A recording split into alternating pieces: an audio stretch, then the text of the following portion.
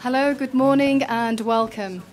We'd like to start now. It's 10:30, so we'd like to start this press launch, and I'd like to say thank you very much to everybody for coming. I appreciate that everybody's got extremely busy schedules. So today we are launching the report. I'm sure you've all seen it, Jobs, Justice and Equity. I'd like to just recognise some special guests that we have in the room. Mr. Strive Masaweye, he's a founder of Econet. Welcome and thank you for joining us. And I'd also like to welcome the Africa Progress Panel members. First of all, Mr. Kofi Annan, who is our chair. President Obasanjo, who is the former president of Nigeria. Mr. Tidjane Thiam, who is the CEO of Prudential. Sir Bob Geldof, musician, chair of Band Aid and Live Aid. He is also the co-founder of One and an advocate for Africa.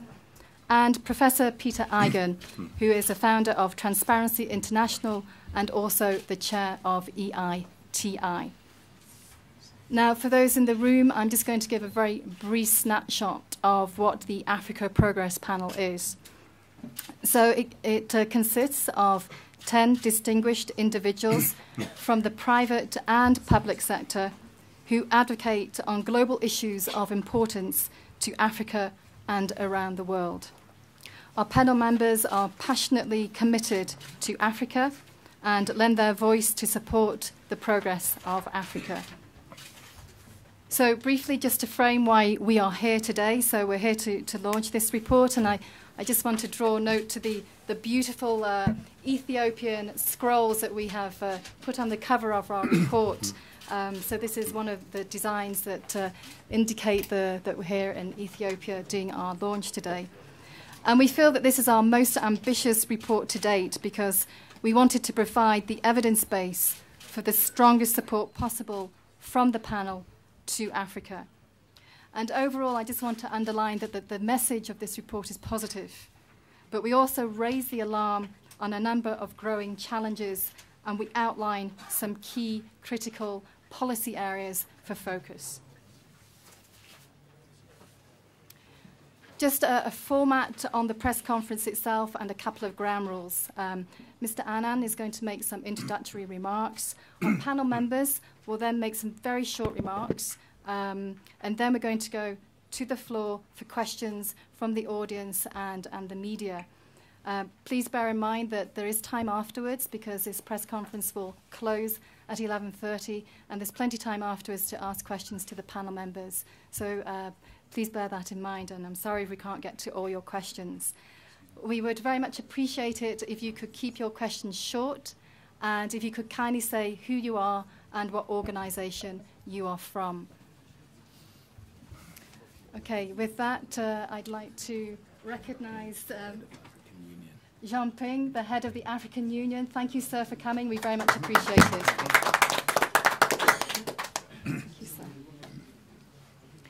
I would now like to hand over to Mr. Kofi Annan, our chair, to make some introductory remarks. Thank you. Thank you, Caroline. And good morning, ladies and gentlemen. I'm happy you are able to join us this morning. The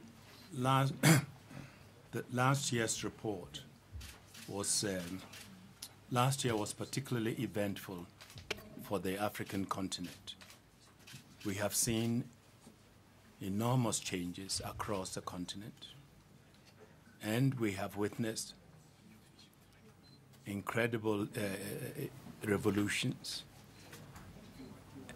an end of autocratic regimes, and birth of new democracies.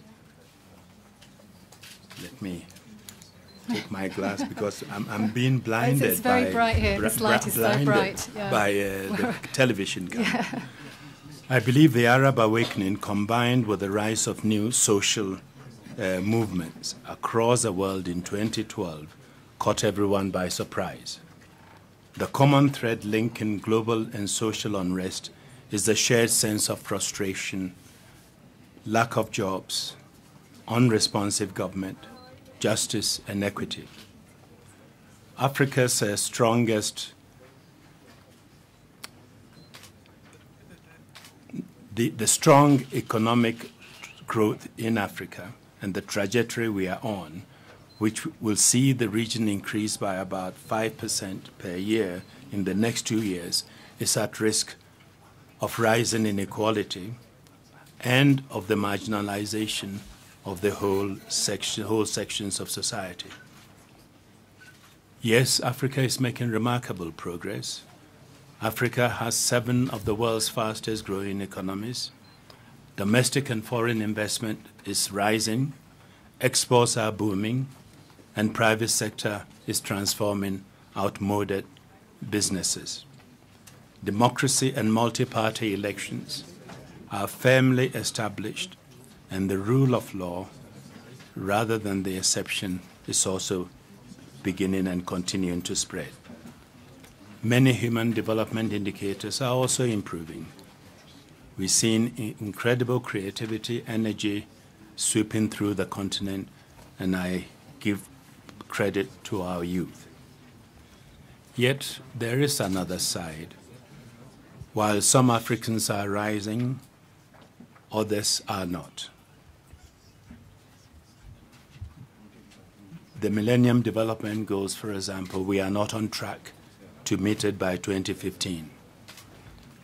We should know that we need to make a real push to be able to meet the targets by 2015.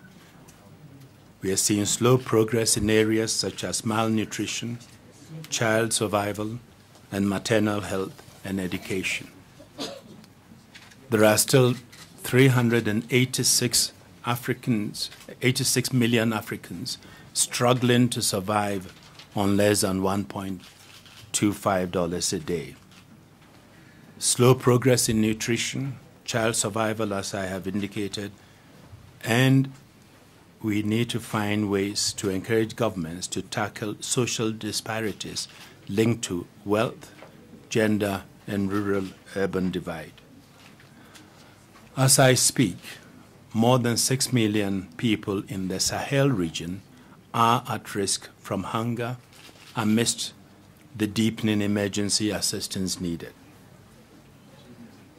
And as I said yesterday to those of you who were at the seminar, governance and leadership remains a significant challenges. There are urgent needs for us to focus on jobs, justice, and equity. Growth is essential, but growth without jobs, justice, and equity is a recipe for disaster. As we are seeing in the current frustration and dissatisfaction reverberating around the world, these deep and enduring inequalities in evidence across the continent are ethically indefensible, economically inefficient, and potentially destabilizing. To achieve transformation, Africa needs to address certain key areas in my judgment. First, I believe Africa must reap its demographic dividend to harness youth potential and creativity. Africa's youth population will nearly double by 2020. To stem the rise of youth unemployment, an additional 74 million jobs will have to be created over the next decade. At the same time as creating the kinds of jobs needed to absorb the youth bulge, we need to prepare today's children for the labor market of tomorrow. We must therefore focus on keeping kids in school, as well as ensuring they receive quality education that enables them to contribute to societal transformation. The other area we should focus on, I believe, is agriculture and food and nutrition security. Smallholder farmers, many of whom are women, hold the key to food and nutrition security on our continent. They can increase their productivity and also create employment. While productive foreign investment has a critical role to play, we should guard against land grabs by speculators. A word on the MDGs. This is urgent if more of the 2015 targets are to be met. We really need to have a big push to achieve the MDGs. The post-2015 agenda must include equity targets. Failure to accelerate progress towards MDGs would diminish the credibility of any of the post-2015 commitments. Across the continent, people are demanding more transparent and effective leadership. Governance is progressing overall, but in some of our countries, the situation is fragile, and we may be in danger of sliding backwards. The recent events in Senegal demonstrate how fragile our democracies are.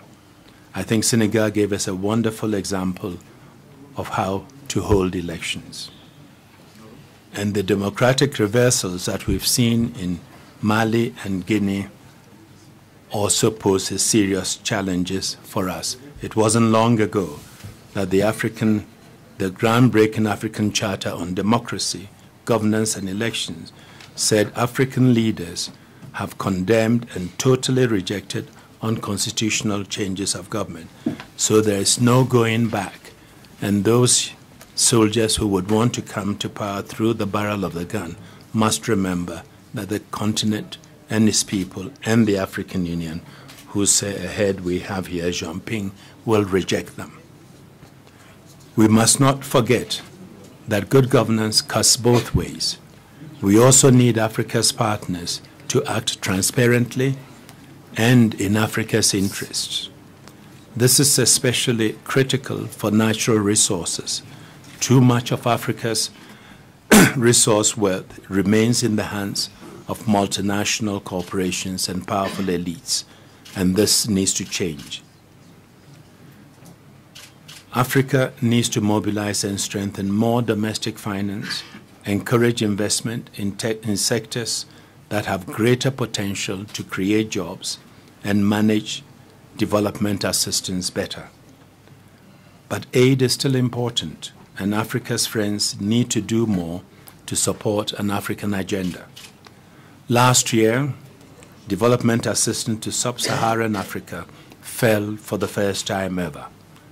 Donors must stay on course and honor promises made.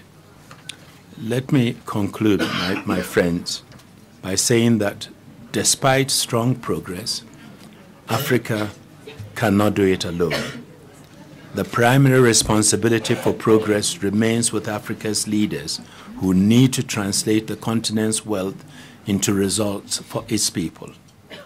However, they depend on donors to keep the extensive financial and political commitments they have made.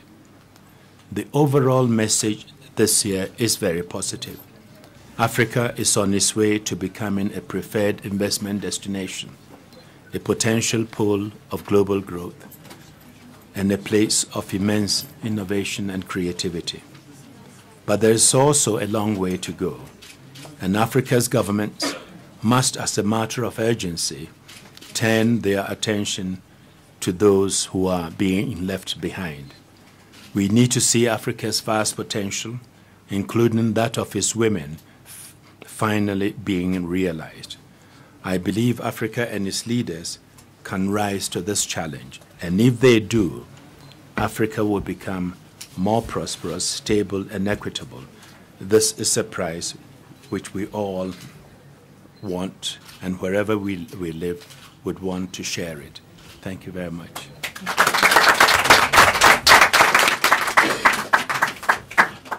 Thank you very much, Mr. Annan. I'd like Mr. Thiam to make two very quick points, and he has to run to a next session. Okay, thank you very much. I'll be brief because I am on a panel that has already started in another room, I believe. So I really have to be brief.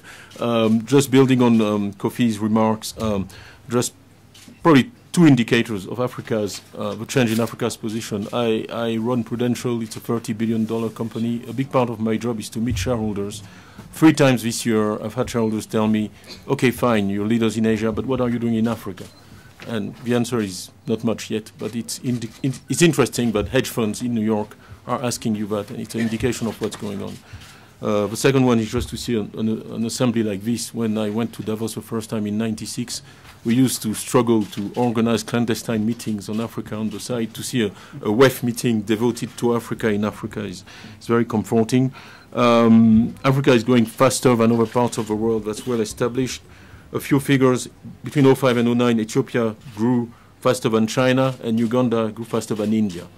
And in 2011, Ghana simply had the highest rate of growth in the world. So some very pleasing performances there. Another figure, the value of the Africa brick trade has grown 9-fold over the past decade.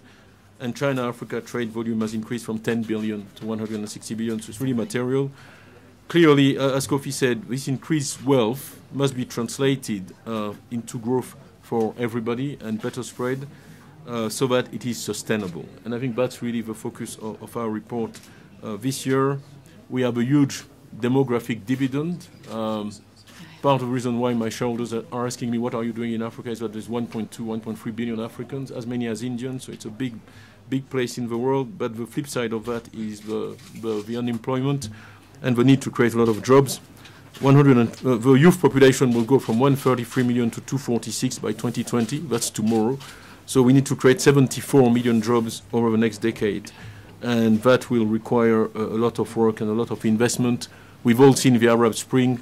There is certainly potential for political instability in Africa linked to that demographic dynamic. So this brings me to my final point, which is really around infrastructure. I was asked by the G20 to chair a panel on infrastructure, and as soon as I leave here, I'm going to sit on the panel on infrastructure. It's not just a passion of mine, it's a necessity. None of the things we are talking about here will happen without proper infrastructure. Shortage of power, high transportation costs are as many obstacles to development. And the poor, the rural poor in particular, are disproportionately affected by this shortage of an absence of infrastructure, particularly in things like water and agricultural development. So the livelihood of 2 out of 3 Africans depend on farming. One thing the panel is very keen to emphasize is that message. We all forget it, talking about natural resources and telecoms, etc. 2 out of 3 still live from farming. Agriculture has been actually a key part of our economies and need to become more part of our growth story. So we believe that investing in the infrastructure that makes it possible for African smallholders to compete in world markets will be key to our future. And I've been invited to go to Camp David by President Obama at the G8 on May 19th, and I'll go there to carry that message on our behalf. Africa will not increase food production, create jobs, or reduce poverty on the scale required without unlocking the potential of smallholder agriculture. So that's the extent of my remarks. I'm really sorry I cannot stay any longer, but I think there is more than enough on this table to answer any question you may have. So thank you very much. Apologies. Thank you very much, Mr. Thiam. We appreciate it. Thank you. We were just wondering if it's possible just to dim the lights slightly at all. It's a real punishment for the panel are having, including myself, it's quite a struggle. He's used to it. Yeah, he's used to it. Okay. It's a punishment.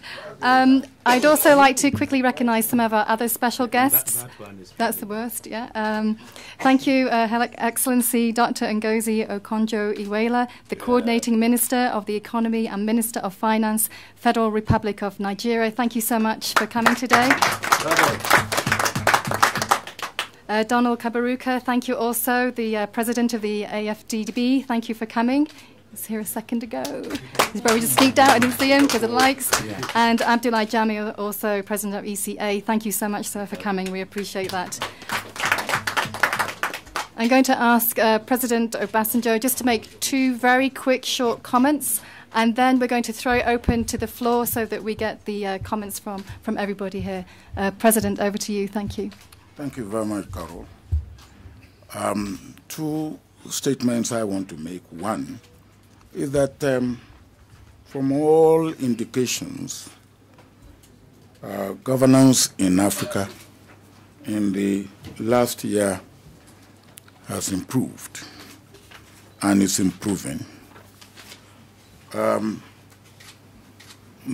evidence is there on the ground, and the chairman was talking about the possibility of reversal, and we saw that nearly happening in Senegal, and we in fact saw a drawback in Mali and Guinea-Bissau.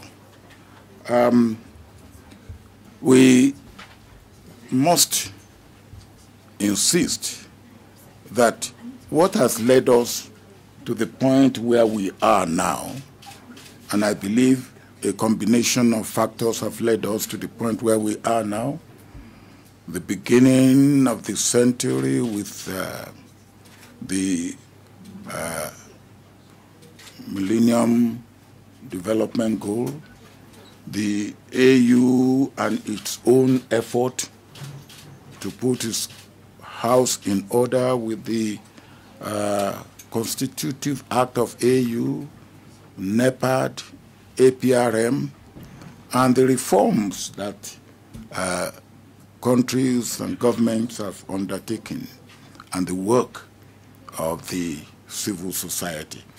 It's the combination of all these that has led us to the improvement in governance that we have seen, and I believe that this must continue. The other point that I want to make on the issue of governance is to emphasize that it is not yet Uhuru. We cannot rest on our oars and say we are there. We are not there.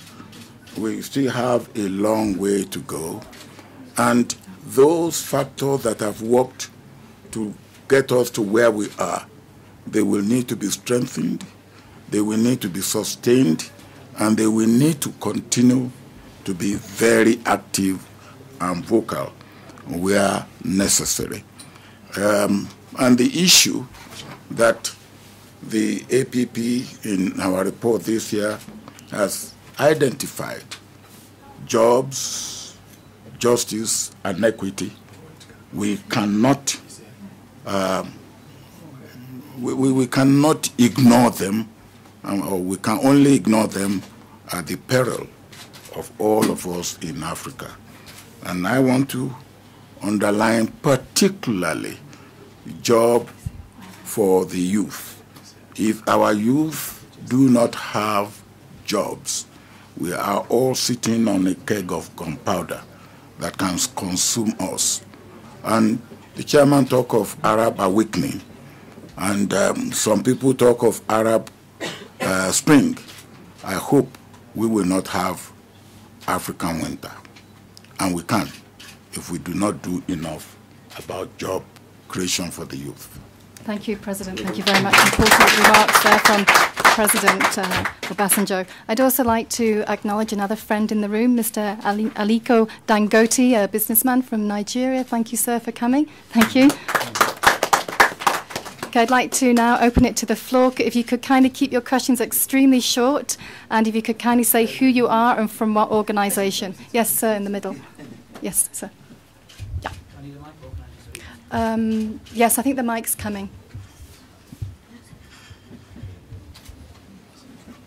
Hello, Adam Green from This Is Africa magazine. I had a question for Mr. Annan and Mr. Geldof.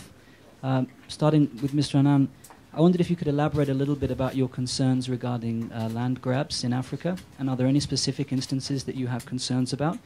And Mr. Geldof, what's your position on this story? Do you have a strong sense of this as a positive development, and do you think there's any credibility to claims that increased in foreign investment into land is connected to reduced food security?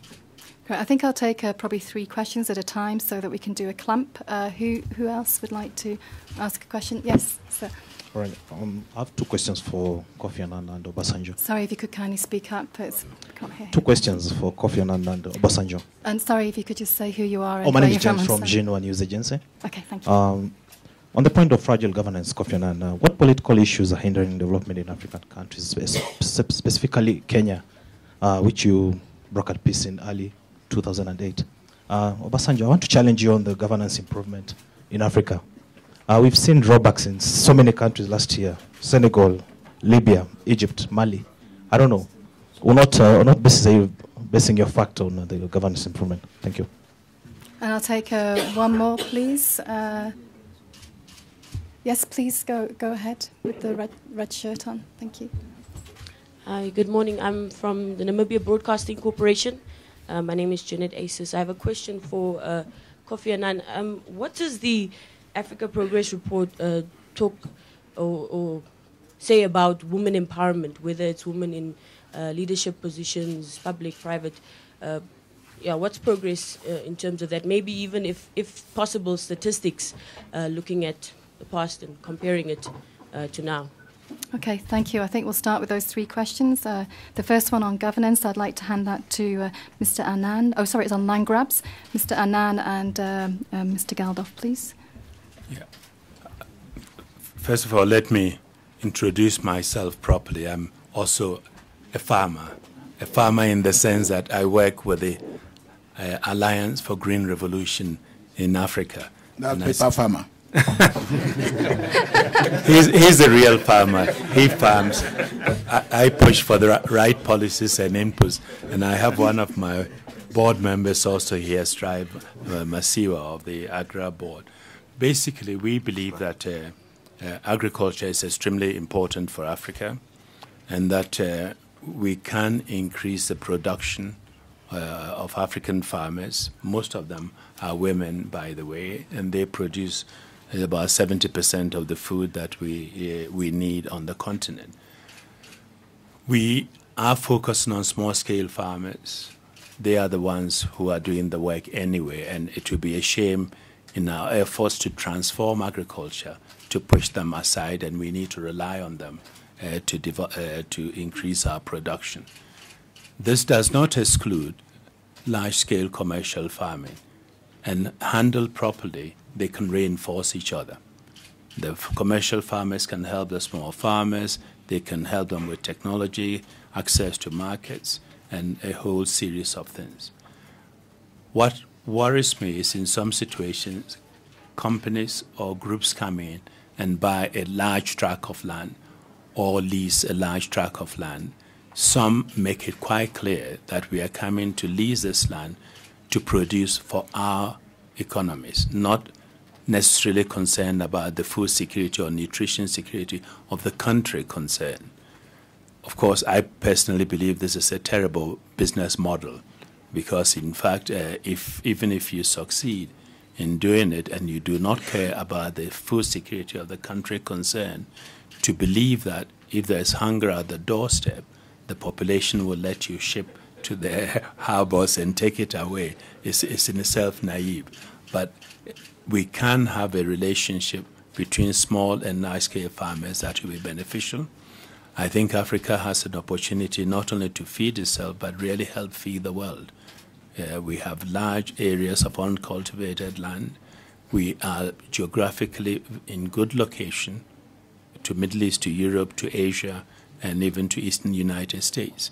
With proper organization and proper investments in agriculture, we can do it, but we should bear the interest of the people and the country in mind. Thank you very much, Mr. Geldof. Underpinning everything is agriculture. Underpinning the poverty issue is agriculture. There's 200 million people in this continent who are food insecure, and that probably marries to the food inflation in our supermarkets, which is going to impede any recovery in the Western economy. So this is one of those issues where, again, we can no longer think on a country or indeed a continent-by-continent basis. This is one of these issues which can only be resolved cooperatively with consensus and with cooperation, as I've said. And the great thing about this report, which, let me put my hand up and say, I really think is superb, is that it's coming a week before the G8, which is dealing with the issue of agriculture. Now, we're sitting in a continent which had 948 acquisitions last year, totaling 134 million hectares. That's bigger than France, Germany and the UK combined. So, to Kofi's point, there is a place for proper large-scale commercial farming, but the greater place is to the smallholder, because it is an empirical fact that with the right inputs, they actually produce more and give greater benefit to the society as a whole. And to the President's point about the youth surge, most of the employment will come out of the agricultural section, but it takes into account governance as well. Food insecurity will create conflict, people moving for resources. It also takes into account issues like land rights, and these have to be addressed, and the report deals with that. But going forward, the great opportunity for business people is less in what they imagine as food security, because land grabs actually create food insecurity. If you're from an area that can't grow food, for example the Middle East, and you buy huge tracts of southern Sudan, you're in trouble, because as soon as there's local outbreaks, bang goes your investment, and you don't have food for yourself, and the local people don't have food either. And as we've seen, where was it? Mozambique, was it? Not sorry, Mozambique, Madagascar, where there was this large land grab and created revolution. So, like everything in Africa that's happening now, it's new. And it has to be discussed, and it's to do with public policy, and the small-scale farmer must be brought into the argument. This was clear from the session yesterday on agriculture, where the Saudi minister turned around very bluntly and said to President Kikwete and Prime Minister Meles, it's about transparency. And this idea of civil society can be brought to the farmer and saying, what are you doing? What are you thinking? What do you require? What are your inputs needed? It can be resolved, but it must be dealt with immediately. Great. Thank you, Mr. Geldof. And then we had a question on governance, and I'll start with Mr. Annan and then President Obasanjo later. Thank you. I think what we need really in Africa is strong institutions. And in the political area, we need checks and balances. We have had situations where presidents have had enormous power. You refer to my involvement in Kenya. The Kenyans used to refer to their system as imperial presidency because he had so much power. And I think that is not the only example. As part of the settlement that came into force in 2008, they committed to serious long-term reforms, including a new constitution, which has introduced checks and balances, where the power of the president has been curtailed quite considerably. And in fact, one of the difficult issues we had to resolve in 2008 was, can a president and a prime minister coexist in Kenya? What does that do to the president's power?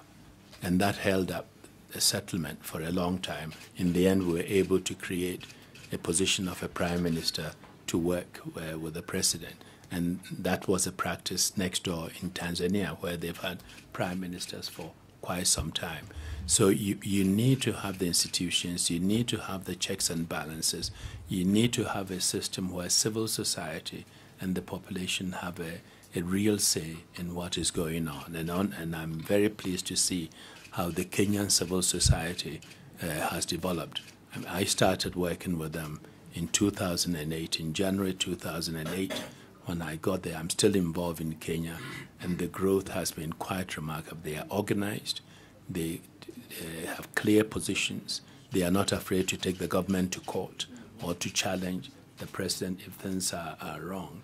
And I think this, to have that political space to do it is extremely important. And we should also see the term limits which are being introduced on it by everyone. And yesterday I implied that leaders should try and groom the next generation. The generational change has to come. I don't think one needs to hang on for so long. It's one, arrogance and selfish to think that you are the only one who can run the country. And without you, the country falls apart. You know, nobody except those around them tell them that, you know, but they believe it. Thank you. Well, you raised the issue of what happened in Africa last year and what a setback it is for governance and stability in Africa. And the point that Kofi has just mentioned, I found that whether you talk of Tunisia or Libya or even Egypt and some other countries in Africa, the leaders do not really know all that is happening in their country. They presume to know while they do not know. And that is the unfortunate thing. And I believe that even those institutions where there are institutions on the ground and the international community, for one reason or the other, do not make them know enough. Take Tunisia.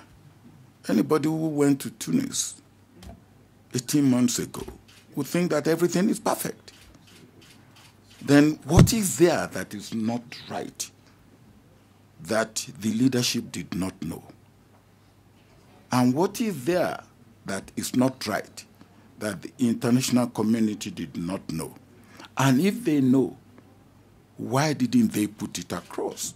Until a young man, in desperation and in frustration, decided to take his life for lack of job, for being deprived of the kiosk that he was using to earn a living. Now, the question is, where we know, are the leaders capable of doing what is right to correct the situation? And I will come to two situations which I was fairly involved in not too long ago. Let me take Mali. I was in Mali about 3 months before the coup. And the president was definitely concerned about the fallout from the Libyan situation. He was. Now, what he could not do is he could not avert or reverse that fallout. And he was hoping that he would be able to get through an election because he had no time, and that whoever took over from him would be able to do the correction and get it going the right way. I take Senegal, where I was involved with the presidential election not too long ago, and I understand that the chairperson of the AU Commission is also trying to get me to be involved in the parliamentary election. This was a country where even the opposition was vehemently against what is on the ground and what was happening. But the leadership didn't believe that the opposition was right or that anybody else, for that matter, was right. And when the opposition was getting frustrated, but for the timely intervention of both the AU and ECOWAS that jointly decided to send in a mission of peace. And that gave some form of hope to the opposition. And the opposition decided to go along with the election. Opposition decided to keep away from violence. The result was that whereas the leadership thought that it will be smooth sailing, and the result of election is only a formality, that it will be a victory. It turned out that the leadership was wrong and the opposition was right. And at the end of the day, it was almost a touch and go. But for the timely intervention of both AU and ECOWAS, the situation in Senegal could have been different. So the answer, well, what I will say is that, yes, we must keep an eye. We must watch for early warning. And when we get the early warning, we must act or react positively. Thank you, President. And we had a third question, which was on women's empowerment. I'll ask Mr. Annan to make a couple of remarks about that question. I think as a panel, we believe very strongly in women's empowerment for all the reasons that you know. I'm very happy to see one of our women leaders, Ngozi, here with us, who is an example of the kind of leadership African women can offer. And should be president of the World Bank. You've got his vote. He said president of the World Bank. No, I think we are pushing for women's empowerment at all levels. And let me start with what we are trying to do with the smallholder African woman farmer. Because what we are trying to do is to free them from the difficult economic conditions under which they toil year in and year out to raise their children, by making sure that we can get them the right seats, the right advice.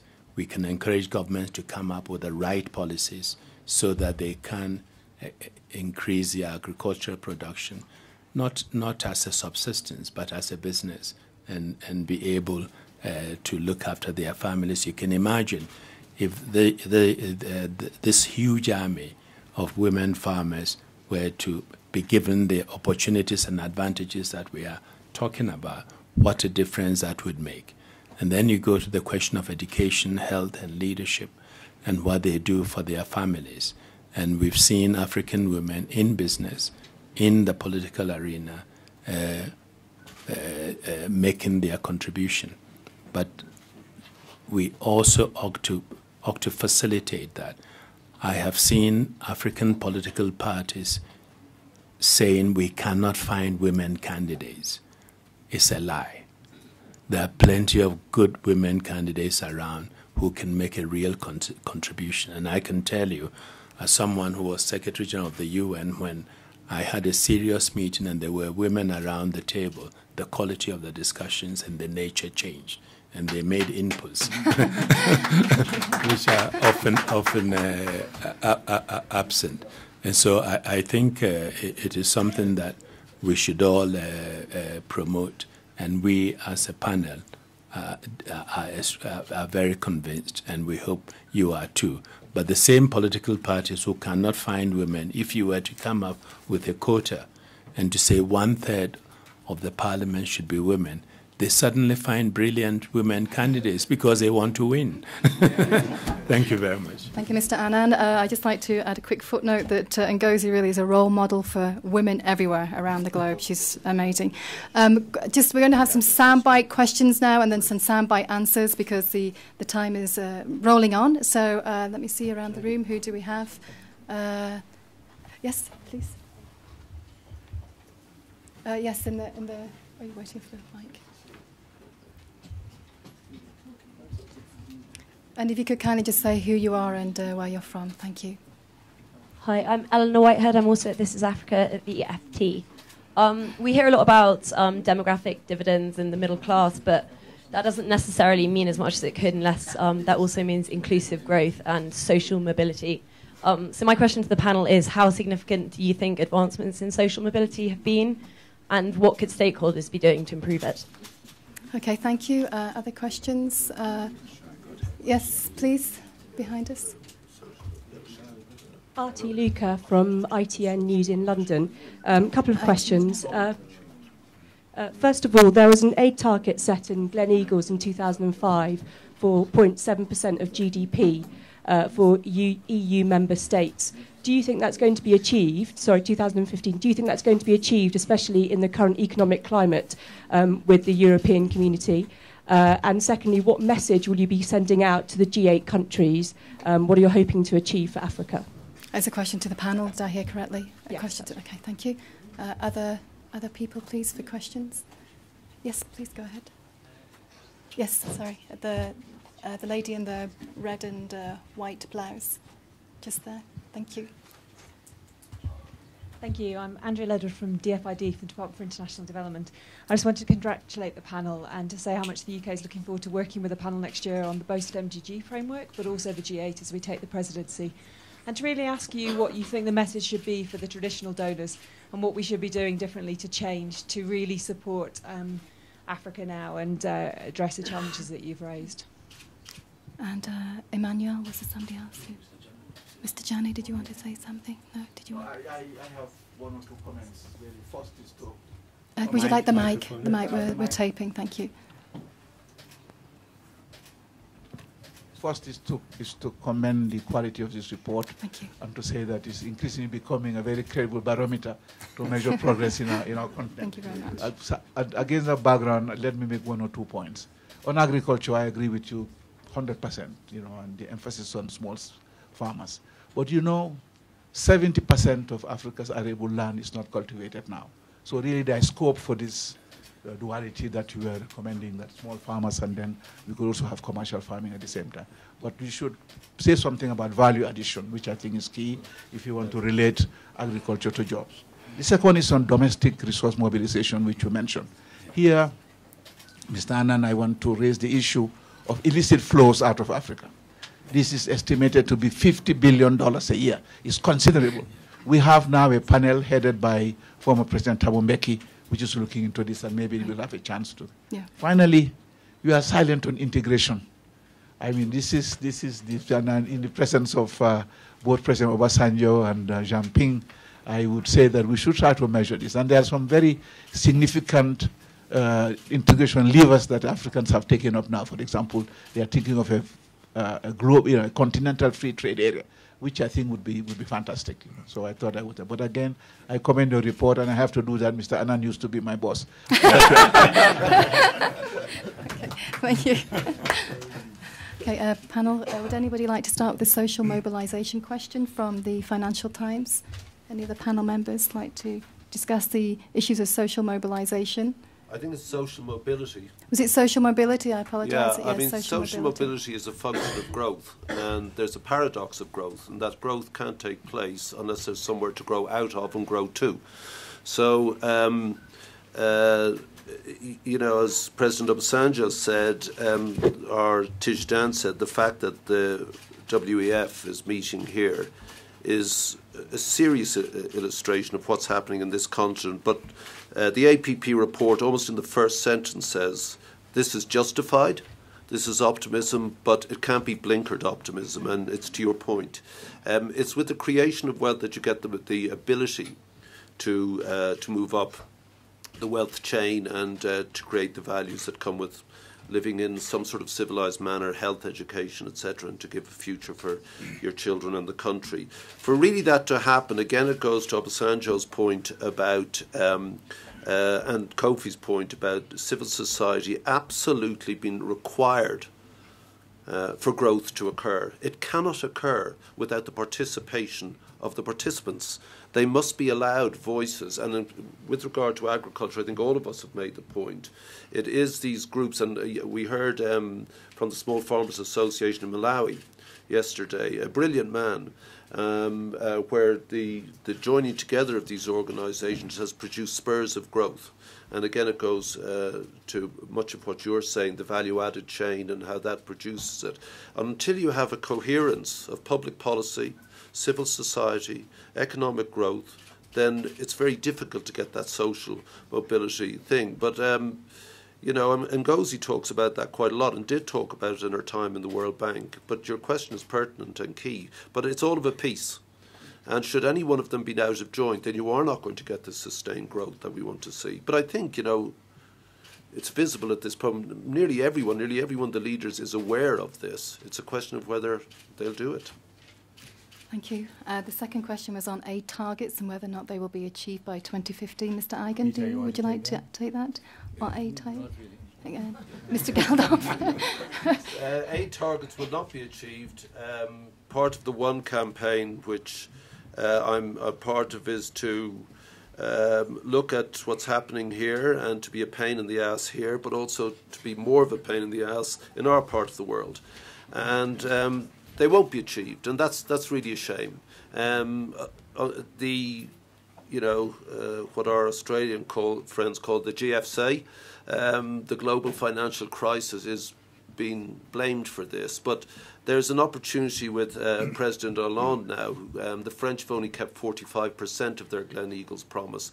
Britain, which I'm proud to live in that country, has kept in the worst possible financial situations. And yes, again, in the Queen's speech, the Prime Minister outlined the commitment to get to 0.7 by 2013. It's very hard for Britain to do that, but he's holding the course. I think going forward at the G8, there'll be many people here present at that, and what we should be reaching towards is achieving as many of the Millennium Development Goals by 2015 as possible. Talking about the Millennium Development Goals, you can almost see this torpor settling over people, like this pall of exhaustion. Even the acronym MDG is so utterly boring for something that was so elegant. In the year 2000, this fellow and his colleagues decided to give all of us a sort of gift. It was, what we should do as civilized people, shouldn't we lift half of the impoverished people out of their condition of the world? Pretty weird that it was only half, but that was a good start. And it could be counted, it could be costed, and it was costed. And we've achieved very few of them, and none of them in this continent. And that's terrible. And we've got 1,000 days from the British G8 to 2015. We've got 1,000 days to get as many of these done. Now, David Cameron, because I think of his insistence on holding the line at the 0.7 thing, has been appointed now co-chair with Ban Ki-moon of the Millennium Development Goals 2, whatever they are. But we shouldn't let, and I talked with Prime Minister Mellors yesterday about this, we shouldn't let them just slip away. It's done. Plenty more could be achieved. And part of that is the absolute necessity of aid being vital to what has happened in this country and will require continuing with what we promised to do. And we need to do that. And we cannot keep saying to African governments, you promised to put 10% of your income into agriculture, which very few of them have done. But it's possible. This country is putting 16% of its budget into agriculture. Africa has to meet that 10% requirement, and the rest of us have to meet what we promised to do in Gleneagles, which this man called, or this man, I can't remember, the Rubicon crossing moment. That's when it became possible to get these MDGs done. And part of that is the aid commitment, which remains vital and critical.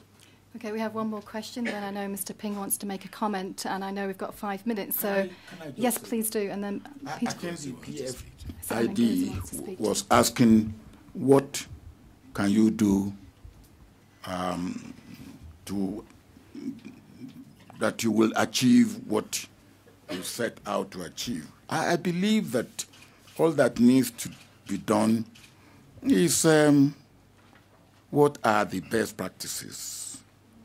And I believe the best practices as far as aid is concerned is letting the recipient decide where aid will be most beneficial, and then helping along that line. We found that very useful. We wanted to improve on service delivery, and we draw up what we needed, and we got that what we needed from DFID, and it was helpful. And I believe that this should be where aid is concerned. Let the recipient be the one to indicate, and then after necessary correction or adjustment, go along that line. Okay, I'd like Mr. Eigen to make a couple of comments on the illicit flows, and I'll ask Mr. Ping and then Ngozi to make some comments. Please go ahead. Thank you very much. Well, being a German, I know why I ducked this question about ODA and its achievements. But I would like to come back very briefly to your question on illicit flows, because the greatest problem is really not the illicit flows. The greatest problem is the flows, because many African investors, many investors around the world, they invest where there is good governance. And you have heard from the rest of this panel how seriously we take the question of governance here for Africa. And this, I think I don't want to say much about the political governance. Everything has been said. But as far as the business governance in the country, in the continent is concerned, corruption is still a major problem. Again, I was very happy to hear yesterday from Prime Minister Meles Zenawi that he would like to mobilize the citizenry. He didn't say civil society, the citizenry, to help government to analyze and deal with this issue. But this is indeed a problem which we are addressing in this report. It has to do, in particular, also with the difficulties of making sure that the wealth of natural resources in Africa is translated into benefits for the people. I was the chairman of the Extractive Industry Transparency Initiative. I'm not the chairman anymore. It's now Claire Short. And we developed here in Africa a tremendous movement. In fact, it was started by President Obasanjo when he, as the first African government, allowed companies, and in fact even mandated companies operating in the oil and gas sector in Nigeria to publish what they pay to the government in terms of dividends, taxes, royalties. And we have now 22 African countries which are joining in EITI. But again, a very interesting footnote to this is that we need an active, powerful, competent, independent civil society voice in order to make this work. And this is why some countries, including Ethiopia, have to work on being accepted as implementing countries in EITI. So this is something where we have made a lot of progress. Now, as far as illicit flows is concerned, it has, of course, to do a lot also with the legal arrangements, for instance, which are being made with the investors in the mining sector and oil and gas. The African Legal Support Facility, which has been initiated by the members of the African Development Bank, goes a long way to put the legal framework for these kind of investments into a situation to make sure that the various aspects of sound investment are being observed. The Natural Resources Charter, which is trying to establish criteria to judge what is sustainable, what is long-term fairness and equity in investment arrangements, is also a very powerful tool, so that we can avoid in the future, for instance, inside pricing inside the company, families, and so on, and make sure that countries get the benefits out of these tremendous developments in their countries. So it is in this context that, of course, the new group which you have formed of eminent persons to try to take stock of what is happening on capital flight from Africa and to make sure that, in particular, stolen assets are recovered from banks in the north is extremely important. But we have to... You want to bankrupt us entirely? We have to recognize that this effort also made progress. I mean, in the OECD Convention, the UN Convention Against Bribery is being enforced in a number of countries. In Germany, we have now about 110 cases of large-scale criminal prosecutions against companies who bribed decision makers here in Africa. And the same thing is happening in the banking sector. But all of this is happening with a close interaction of these three actors, which Kofi Annan mentioned. That's governments, private sector, and civil society working together in order to find solutions, which each one of them cannot address alone. Okay, thank you, Peter. And then Mr. Ping, and then Ngozi. Mr. Ping, please. Thank you. Well, thank you.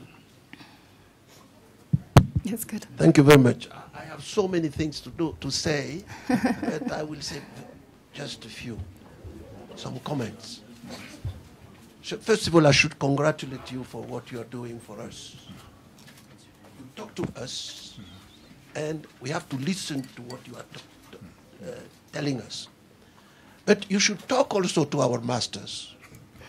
You never talk to them enough. Let's take the case of governance. The governance, now we have world governance, G8, G20, and it will be more and more like that. How can you ignore totally African continent? 1 billion of inhabitants, 54 member states, we are not there. Let's take the G20. We were admitted recently, thanks to Gordon Brown, to attend the meeting of G20 in London. And the world crisis was there, the subprime crisis. We had the consequences of action taken by the others, our masters. It's not us. And you do not allow us even to go to tell you what are our problems, to find appropriate solution for everybody. You go to the G20, you will find all the Europeans are there. You will find, in addition to that, as members, European unions represented by 2. Africa is not there. How can we go in the world governance without us, without trying even to listen to us? So we are asking you also to be our spokesman to them. The G8 is the same thing. It's 8. But you haven't been admitted since Okinawa, I think it's you, to reserve for us 3 hours in the G8, 3 hours. It was 30 minutes to start. So we are delighted to be. Even then it was so useless that 3 hours was too much. We are all delighted to be there. But each country who hosts the G8 do what they want. Russia, for instance, did not invite us. In L'Aquila, it was perfect. In some other places that the coming G8, it's a problem. We have been told that Camp David is too small.